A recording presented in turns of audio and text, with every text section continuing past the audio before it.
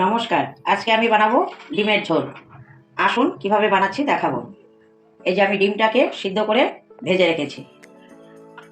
এবার গ্যাস জ্বালিয়ে কড়াই বসিয়েছি। এবার এখানে সরষের তেল দিয়ে দিচ্ছি।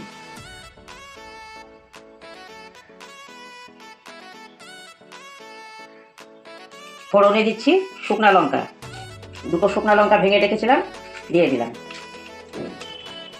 এবার দারচিনি, এলাচ কটা, লং, আর এখানে কয়েকটা গোটা গোলমরিচ, জিরা, আর এখানে গোলমরিচ একটু গুঁড়ো করে রেখেছি, গোলমরিচের গুঁড়োটাও দিয়ে দিচ্ছি।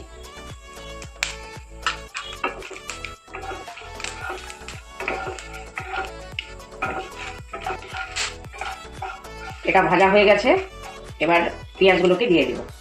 পেঁয়াজ কেটে আমি ধুয়ে রেখেছিলাম, এবার দিয়ে দিচ্ছি পেঁয়াজগুলো।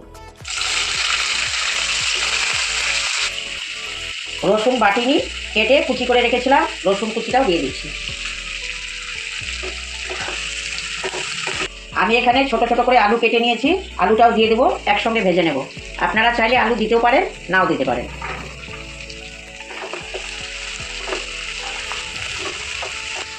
হলুদ দিয়ে দিচ্ছি, স্বাদ মতো নুন দিয়ে দিচ্ছি।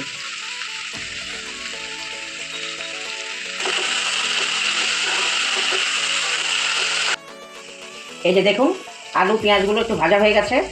এবার এখানে আমি টমেটোগুলো ছোট ছোট করে কেটে রেখেছিলাম, এবার টমেটোটাকেও দিয়ে দিচ্ছি।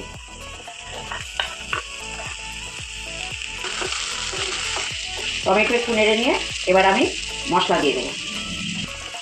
এখানে জিরার গুঁড়ো দিয়ে দিচ্ছি, ধনের গুঁড়োও দিয়ে দিচ্ছি। এখানে 1 চামচ শুকনো লঙ্কার গুঁড়ো দিয়ে দিচ্ছি। এবার ভালো করে নেড়ে নিয়ে আদা বাটাটাও দিয়ে দেবো। ভাজা হয়ে গেছে, এবার আদা বাটাটা দিয়ে দিচ্ছি। 1 চামচ কাশ্মীরি লঙ্কার গুঁড়ো দিয়ে দিলাম। ভালো করে কষিয়ে নিয়ে গরম জল একটু দিয়ে দেবো। গরম মশলার গুঁড়োটাও আমি একবারে দিয়ে দিচ্ছি। সবগুলো মশলা দিয়ে একবারে ভেজে নিচ্ছি। একটু ধনা পাতা দিয়ে দিলাম, দিয়ে কষিয়ে নেব, তারপর গরম জল দেবো।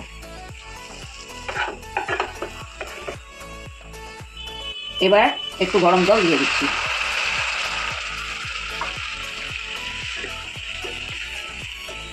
গরম জল দিয়ে দিয়েছি, এবার আমি ডিমগুলোকে দিয়ে দিচ্ছি।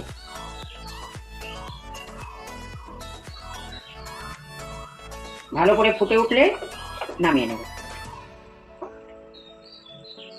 ঝোল ফুটে উঠেছে, এবার ধনা পাতাগুলো উপর থেকে একটু ছড়িয়ে দিচ্ছি।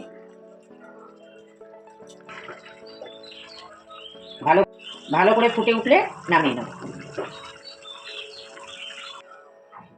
এই যে আমার ডিমের ঝোল হয়ে গেছে। আপনারাও বাড়িতে বানিয়ে খেয়ে দেখবেন, ভালোই লাগবে।